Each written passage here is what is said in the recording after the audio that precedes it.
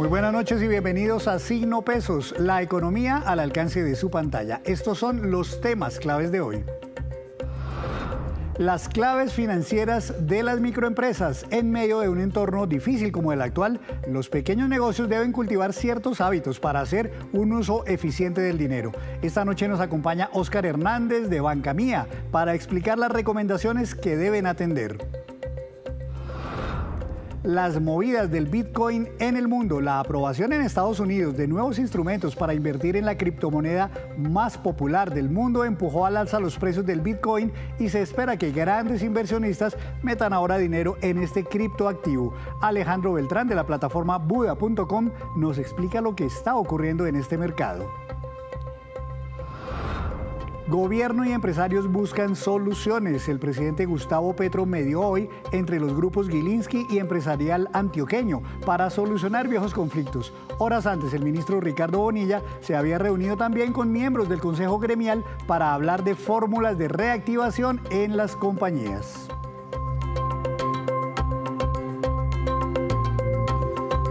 Comenzamos esta emisión de Signo Pesos hablando de los retos que tienen para este año las empresas, pues el entorno económico todavía seguirá siendo difícil, complicado y exige un excelente manejo financiero para gerentes y propietarios de negocios, especialmente las microempresas, que deberán cultivar una buena disciplina financiera. Doctor Óscar Hernández, gerente de sostenibilidad de Banca Mía, muy buenas noches, bienvenido a Signo Pesos. Buenas noches, Henry. Muchas gracias por la invitación. Muchas gracias por tener a Banca Mía en cuenta para este momento. Claro que sí, doctor. ¿Por qué hacer un buen manejo del dinero, un uso sabio, eficiente, inteligente de las finanzas es clave para subsistir cualquier microempresa o pequeño negocio en el país? Bueno, sabemos que 2024 es un año con bastantes retos. Retos que no son ajenos para los microempresarios y que, entendiendo que son la fuerza productiva más grande del país, pues deben estar preparados para poder asumir estos retos que venimos mencionando que se nos vienen para 2024. Entonces, el buen manejo del dinero pues es absolutamente fundamental para poder tener éxito y sostenibilidad en los negocios independientemente del sector productivo al que estemos nosotros dedicados. Nos exige tener claramente un presupuesto detallado, un presupuesto en el que tengamos un conocimiento de nuestros ingresos, de nuestros gastos, que nos permita tomar el control de las finanzas y de los negocios a través de un cálculo de este ingreso, tener claro cuáles son esos gastos fijos, esos gastos variables, poderle hacer un seguimiento a esos gastos para identificar de pronto los que tienen mayor peso y sobre los que podamos tener algún tipo de acción, ajustar estos gastos dentro de nuestro presupuesto y de manera importante crear fondos de imprevistos que nos permitan además tener un hábito de ahorro. Esas son algunas indicaciones que creemos importantes para nuestros microempresarios en este comienzo de año. Vamos a desglosar algunas de estas recomendaciones que hacen ustedes. Por ejemplo, en el caso de las deudas, estamos todavía en un entorno de altas tasas de interés. ¿Qué cuidados deben tener los microempresarios sabiendo que por lo general todas las empresas tienen que de alguna manera endeudarse para poder expandir? Pero con estas circunstancias que hay todavía de dificultades financieras por las altas tasas, ¿qué precauciones hay que tomar, doctor? Sí, es absolutamente fundamental lo que estás mencionando, el manejo de la deuda. Entender que tener una buena vida crediticia, pues al final va a ser una llave que te da acceso a créditos y a mayores créditos en el corto, mediano y largo plazo.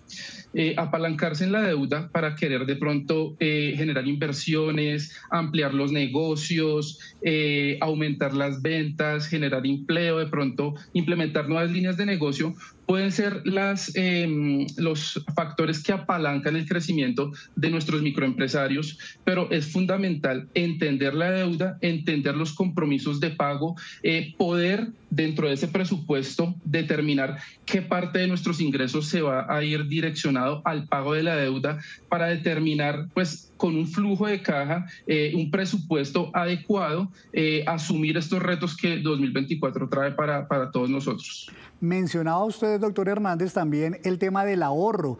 El ahorro, pues que generalmente uno cree que somos las personas las que debemos ahorrar. Las empresas también deben evitar gastarse todo y más bien tener, como decía usted, un colchón para un fondo de emergencias Para una empresa o una microempresa, sobre todo, ¿qué tan importante es este tema de tener unos recursos por ahí guardados?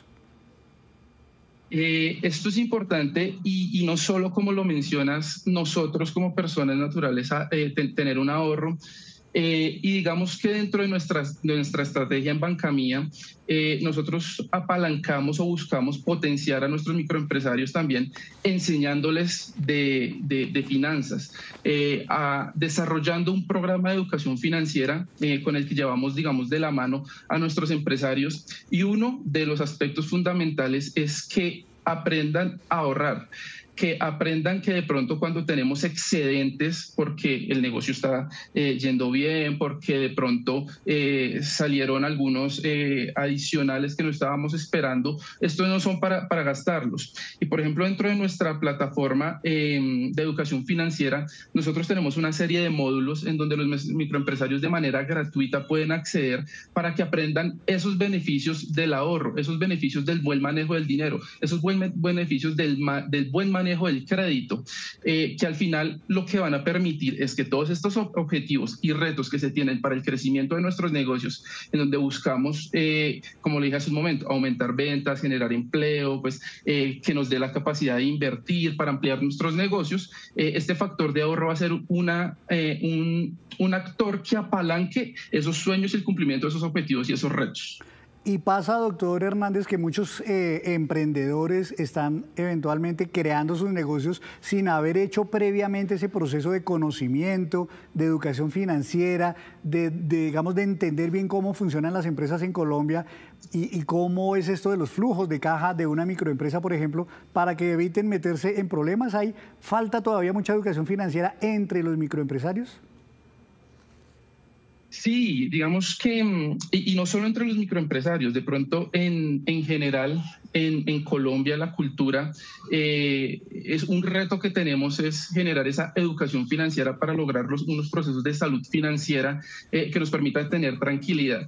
Entonces, por esta razón es que desde Bancamía, como lo decía hace un momento, tenemos nuestra plataforma, facilitamos su progreso y pues me tomo el espacio para también invitarlos, ya que de manera gratuita pueden tomar esos cursos adaptados a las propias necesidades y digamos al momento en el que se encuentran de desarrollo. Sabemos que hay microempresarios que están empezando y tenemos toda la información allí para que empiecen su adquisición de habilidades y conocimientos en temas de educación financiera, educación digital, habilidades de empoderamiento, fortalecimiento empresarial, y esto tiene una ruta escalonada dependiendo pues el nivel y el avance de los microempresarios que le brinda todas estas herramientas y este conocimiento. Y este es un reto que tenemos día a día porque cada vez se hace más necesario aprender de cosas que impacten nuestro negocio. Y por ejemplo, uno de los retos que hemos visto y que nos están de cierta manera exigiendo desarrollar nuevos conocimientos para nuestros empresarios es, un ejemplo, el tema de cambio climático, cómo este puede afectar la sostenibilidad de un negocio, ya sea urbano, ya sea rural, cómo adaptarnos a esos cambios que puede tener esto dentro de nuestros procesos normales de operación. Entonces, todos estos temas los pueden encontrar y los estamos ofreciendo para generar esa cultura, esa educación financiera que al final logre esa salud financiera que nos genere la tranquilidad en el desarrollo de nuestros negocios. Otra de las claves que ustedes mencionan en el informe que presentaron sobre esto es que los empresarios, los microempresarios deberían también asegurar el patrimonio. ¿Por qué es tan importante esto de asegurar el patrimonio y qué tipo de bienes, por ejemplo, podrían ser asegurables? Sí, también estamos con ese reto en donde buscamos que nuestros microempresarios entiendan que los seguros son una herramienta fundamental para la protección de sus negocios, de su patrimonio y al final para la tranquilidad de sus familias. Estos seguros o microseguros que nosotros manejamos pues tienen digamos diversas coberturas en donde por ejemplo te pueden cubrir por accidente, personal, por hurto, asistencia de pronto pronto a las mujeres, por enfermedad, por daño grave al negocio, seguros agrícolas para protegernos un poco de lo que mencionaba anteriormente sobre los efectos que el cambio climático puede traer sobre los negocios, por maternidad. Entonces es una gama diversa de seguros que al final lo que hace es, cuando se te materialice algún evento que afecte pues la operación normal del negocio o la misma posibilidad de desarrollar la actividad productiva, pues estos van a entrar con un respaldo financiero que te va a permitir pues en estos momentos, digamos, de incertidumbre o donde se materializa algún inconveniente, tener protegido tu patrimonio y la operación de tu negocio. Al final de cuentas, doctor Hernández, todas estas recomendaciones son aplicables para negocios y microempresas de cualquier sector o van dirigidas a algún sector específico. No, estas son dirigidas para las microempresas de cualquier sector, microempresas urbanas, microempresas rurales, de diversos tamaños, de diversos niveles de maduración. Entonces, todos estos consejos están dirigidos buscando esa salud financiera en los negocios y en el desarrollo de sus operaciones, independientemente del sector productivo al que pertenezcas. Doctor Hernández, muchísimas gracias entonces por compartir con todos los microempresarios, toda nuestra audiencia, pues esos tips tan importantes para el sostenimiento de las empresas. Gracias, muy amable por estar en Signo Pesos.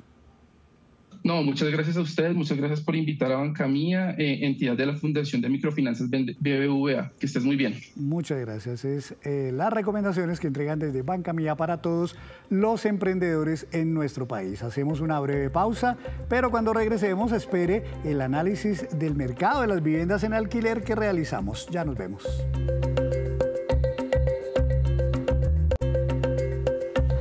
Gracias por seguir en Signo Pesos. El Bitcoin, la criptomoneda más popular del mundo y la más negociada, de hecho, lleva varios días siendo protagonista en las noticias por cuenta de decisiones adoptadas en Estados Unidos y de los movimientos también que está teniendo en el mercado. Para entender lo que ocurre, quiero saludar al doctor Alejandro Beltrán. Él es gerente del portal, la plataforma de negociación Buda.com. Doctor Beltrán, encantado de tenerlo en Signo Pesos. ¿Cómo le ha ido? Hey, ¿cómo está? Muy buenas noches a usted, a toda la audiencia y muchas gracias por la invitación. Bueno, toda esta semana estamos viendo y ya se venía registrando desde hacía días esta posibilidad de que las autoridades de Estados Unidos aprobaran algo que se llaman los ETFs del Bitcoin. ¿Exactamente qué es eso? ¿Por qué tanto protagonismo de esta noticia, doctor?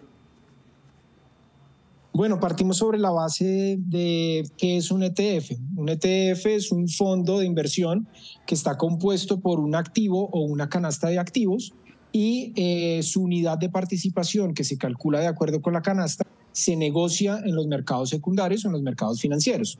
Este ETF puede replicar, por ejemplo, acciones del sector financiero, acciones industriales, acciones tecnológicas, y en este caso el ETF que se aprueba por parte de la Comisión de Valores de los Estados Unidos tiene compuesta una canasta llena de bitcoins.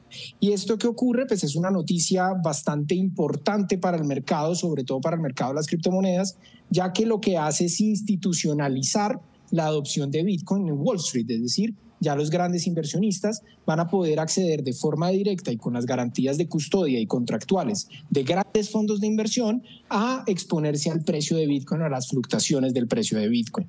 En otras palabras, un ETF sigue el precio y replica, digamos, el precio del activo subyacente, en este caso el Bitcoin. O sea que a mí me daría lo mismo invertir directamente en Bitcoins o invertir en un ETF que sigue y replica el precio del Bitcoin. ¿Sería así?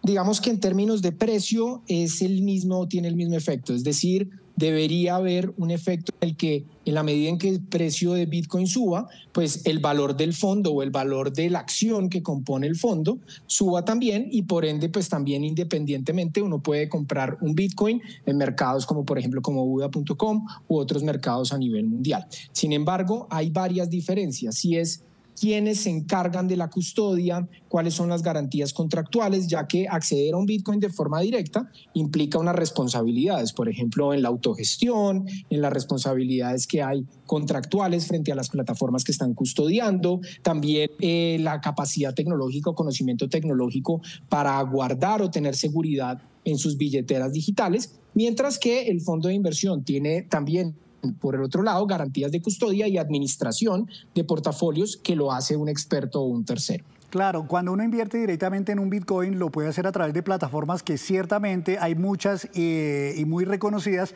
que son además muy seguras y vigiladas por autoridades en muchos países del mundo. Pero también hay otras plataformas en donde no hay tanto esa vigilancia y son esas que han tenido problemas y se desaparecen o se quiebran con la plática de la gente. En el caso del ETF, como lo administran fondos de inversión también reconocidos, podríamos decir que son más seguras esas plataformas o brokers en donde uno podría invertir en el ETF y no directamente en el Bitcoin.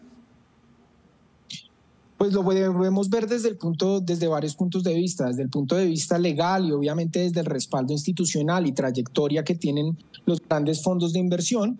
Pues la alternativa de exponerse al precio de Bitcoin o a que sus ahorros e inversiones se expongan a Bitcoin, pues resulta ser atractivo dentro de los fondos de inversión, y más cuando son fondos de inversión de grandes cantidades, es decir, de volúmenes que los grandes inversionistas institucionales están manejando. Pero por otro lado, pues el Bitcoin es un activo totalmente descentralizado y las billeteras permiten de alguna forma incluir financieramente a personas o a la base de la pirámide que no tienen esos grandes fondos, ¿cierto? Pero que sí pueden acceder directamente y pueden ser tenedores directos de un Bitcoin o de una fracción de Bitcoin. Por ende, hay ventajas y desventajas para cada uno. Y esto pues también conlleva que plataformas, por ejemplo, las plataformas que hoy en día no hacen parte de los fondos de inversión, pues también tenemos estructuras de ciberseguridad, tenemos sistemas de gestión y prevención de lavado de activos, tenemos todas las garantías contractuales en materia de protección al usuario. Por ende, hay diferencias, ¿cierto?, que nos dan de alguna forma beneficios para un lado, en este caso para los grandes capitales, en el caso de los fondos de inversión, y para los inversionistas retail y otros inversionistas corporativos, también el acceso directo a Bitcoin de forma tecnológica y operativamente. Todo esto lo que está mostrando, doctor Beltrán, si no me equivoco, es que justamente el Bitcoin, invertir en Bitcoin o a través del ETF de Bitcoin, pues va a darle como, digamos, mucha más legitimidad a estas criptomonedas, pero también va a atraer a muchos capitales institucionales de grandes fondos de inversión, quizás de fondos de pensiones, de grandes centros, digamos, financieros, que ahora podrán invertir a través del ETF. Esto va a hacer, doctor, que efectivamente se mueva mucho más capital, que se dispare el número de dineros y de inversionistas en las criptomonedas.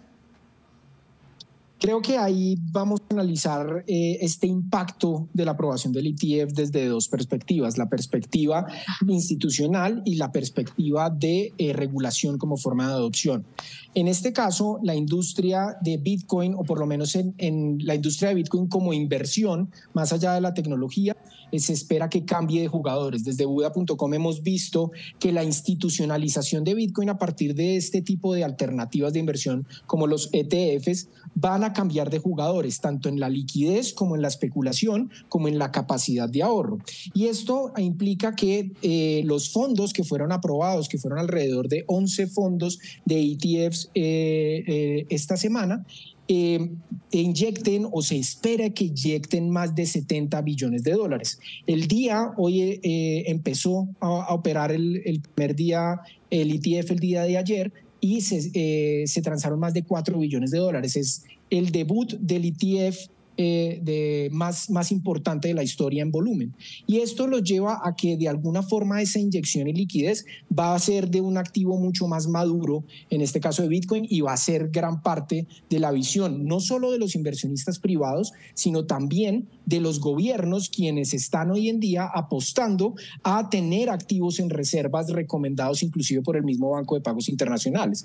Ahora, la regulación también va a invitar, o por lo menos esta estructura del ETF y la aprobación de la Comisión de Valores va a invitar a los diferentes gobiernos y a los entes de supervisión a que comiencen a regular y comiencen a ver la regulación como una forma de adopción y confianza para que los mercados de capitales se puedan incentivar a través de instrumentos de inversión alternativos como son las criptomonedas, en este caso Bitcoin. Pues todas esas medidas tomadas en Estados Unidos, toda esa expectativa venía presionando al alza, y ahora hablemos de precios, doctor Beltrán, del Bitcoin. Mire usted cómo desde octubre esto venía subiendo, ya en estos días alcanzó, si no estoy mal, a llegar como a unos $40,000 47, 48 mil dólares por cada Bitcoin. Bajó un poquito ya después de la noticia, pero hace pensar si esto va a seguir impulsando, y más ahora con más inversionistas de marca mayor, de mucho capital, si va a seguir impulsando el precio del Bitcoin hacia arriba.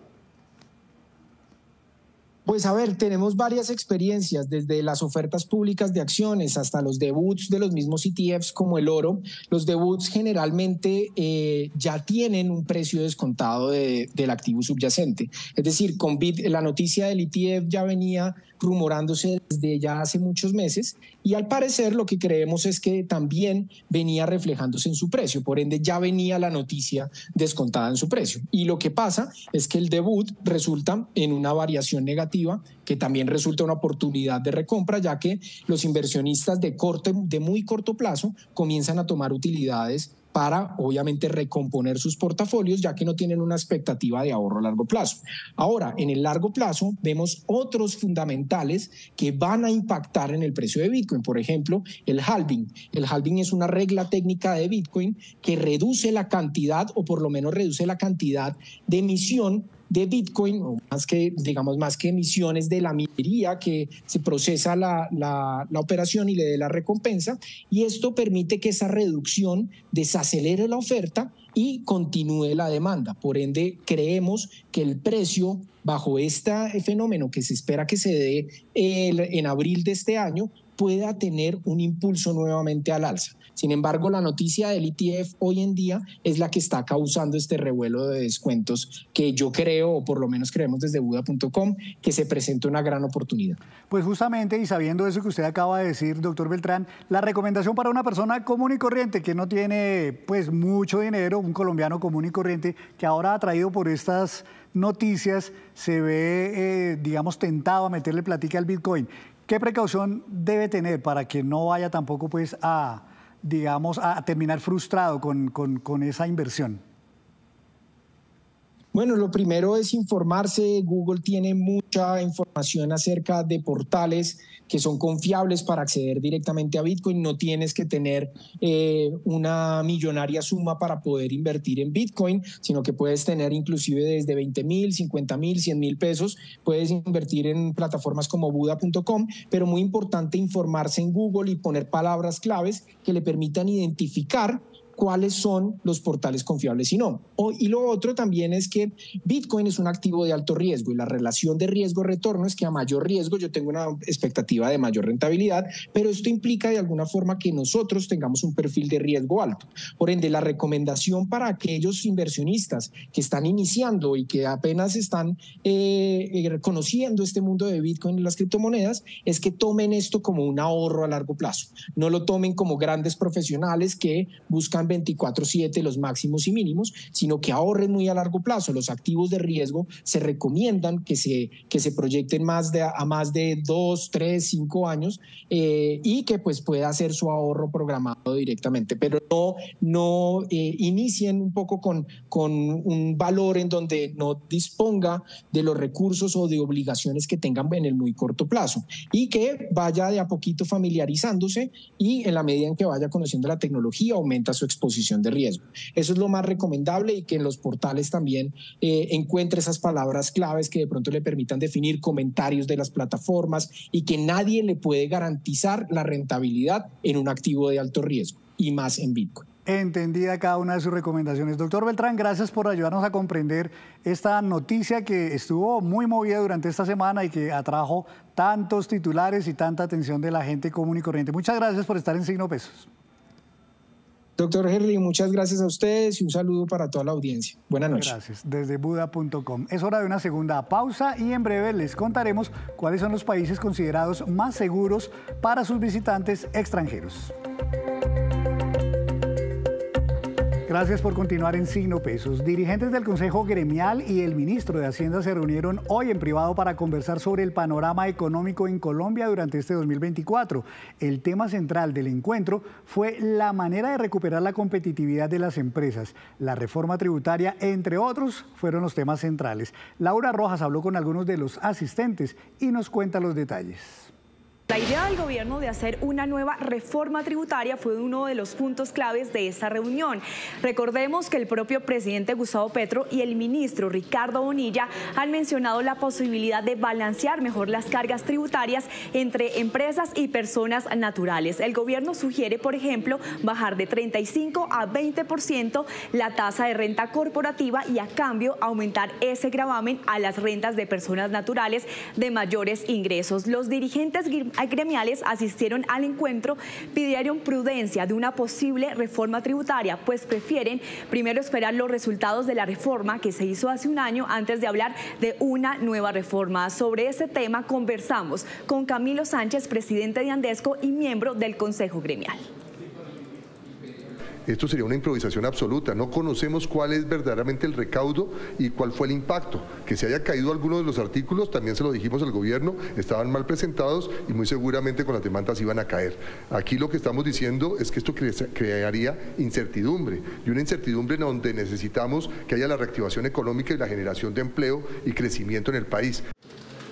Otra preocupación de los gremios y discutida en esta reunión tiene que ver con las tarifas de energía, ya que de aprobarse una resolución de la CREC en la que se intervendrían los precios de la electricidad en la bolsa de energía, podría ocasionar un aumento en el costo a los usuarios de hasta un 30%, según a su energía. Andesco habló también de esta preocupación.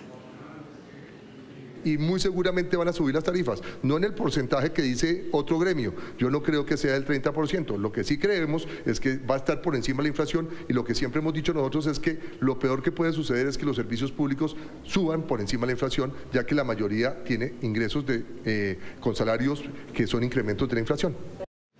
El ministro de Hacienda les dijo a los empresarios que el gobierno está buscando fórmulas para impulsar la producción industrial. Según el presidente de la ANDI, Bruce McMaster, el año pasado la industria tuvo 9 meses consecutivos de caídas y la inversión de las empresas se contrajo 22%. Gracias, Laura. Y la otra reunión clave de gobierno y empresarios tuvo lugar hoy en la Casa de Nariño. Allí el presidente Gustavo Petro sirvió como mediador entre el grupo empresarial antioqueño y el grupo Gilinski para conciliar viejas rencillas que venían generando tensiones y dificultades en la administración de las empresas Nutresa, Argos y otras, en las cuales los dos grupos ahora son socios. Tras la reunión hubo declaraciones de cada una de estas partes. Bueno, hoy hemos durante más de 2 horas desarrollado una reunión, en mi opinión, muy interesante, resolviendo primero un tema particular, un viejo conflicto empresarial de hace varias décadas, que hoy llega a un acuerdo final, sinérgico, es decir, de mutuos beneficios para el país, para la sociedad, para cada grupo en particular. El grupo empresarial antioqueño, el grupo Gilinski, el gobierno nacional, rigiendo, estructurando una posibilidad que además de suspender un conflicto nos lleva hacia unas mejores condiciones de estabilidad para los capitales extranjeros que se han vinculado con estos grupos nacionales, que pueden traer una ampliación de la plataforma productiva en toda Colombia. Hemos dialogado respecto a las bases fundamentales y los principios que acompañan el acuerdo a que han llegado el Grupo Nutresa, el Grupo Argos y el Grupo Sura para realizar bajo la normatividad en estudio un intercambio accionario que permita no solamente la participación importante del Grupo Gilinski en Nutresa, sino también la presencia de capital extranjero de manera importante en esta organización. Quiero resaltar esto porque, como bien lo dice el presidente, no es solamente con apego al cumplimiento de la normatividad, que sea bueno para el país, para todos los accionistas, para todos los públicos, grupos de interés, sino que también se va a convertir en una punta de lanza para que a partir de la inversión en una compañía como Nutresa se puedan expandir fronteras para llegar a otros mercados y a otros países donde hoy posiblemente no llegamos. Sinérgica, simbiótica, y creemos que muy importante para el país, para los colaboradores, para los proveedores, para todos los grupos de interés. Creo que con este acuerdo también vamos a ver la oportunidad que el Grupo Nutresa pueda continuar creciendo, continuar convirtiéndose en una compañía global desarrollando alianzas y creciendo para ser cada día una de las mejores empresas, ojalá del mundo. Y en otras noticias, las viviendas en arriendo son un mercado que cada vez crece más en Colombia por dificultades económicas para comprar inmuebles, por economía o simplemente por gusto. Millones de familias viven en casas y apartamentos de alquiler. Le tomamos el pulso a este tema. Vivir en arriendo es para muchas familias la mejor o la única opción. Las posibilidades de comprar casa, están muy altos los intereses para los créditos bancarios. Que el arriendo pues más fácil que pagar a largo plazo, mucho tiempo, muchos años, el crédito de vivienda. La situación económica no da muchas veces para pagar los costos bancarios, etcétera, los créditos. Cada vez son más las familias en arriendo. Aproximadamente 7 millones de hogares pagan un inmueble en alquiler. En 2014 solo teníamos alrededor de 4.9 millones de hogares arrendatarios, es decir, que las familias que pagan alquiler han crecido alrededor de 45% entre el 2014 y el 2022. Tasas de interés altas y el decrecimiento de la economía son factores que explican la caída en la construcción y venta de viviendas nuevas, lo que lleva al aumento de los arrendamientos. También otro de los factores es la adquisición de subsidios de vivienda por parte del gobierno nacional, los cuales venían de años pasados teniendo récords históricos y en este gobierno, digamos, han disminuido un poco respecto a años anteriores. Además, las familias ven muchas ventajas en el arriendo. No tengo que pagar impuestos, es una de ellas. No pago impuestos, no tengo que ver con el mantenimiento del inmueble. En Colombia hay 4 regiones que tienen un mayor porcentaje de búsqueda de vivienda en arriendo. Bogotá es la principal con un 67%. Antioquia tiene una demanda del 65%. Le sigue Valle del Cauca con un 62% y Los Santanderes con un 60%. La mayoría de personas buscan apartamentos en vez de casas. El 39% está buscando 3 habitaciones. En un segundo lugar, con 25%, tenemos 2 habitaciones y en el tercer lugar están los apartaestudios o inmuebles unipersonales con el 14%. Por eso, si usted está buscando una vivienda en arriendo, lo primero es que elija exactamente el sector en que quiere vivir, las características del inmueble y luego haga su presupuesto. Y antes de despedirnos, los dejo con este dato. Los siguientes son los países que fueron considerados por los turistas como más seguros el año pasado a la hora de visitarlos: Canadá, Suiza, Noruega, Irlanda, Países Bajos, Reino Unido y Portugal. Y así terminamos por hoy. Los esperamos el próximo lunes con una nueva emisión y toda la información económica que usted necesita saber. Esto es Signo Pesos, la economía al alcance de su pantalla. Buenas noches, feliz fin de semana.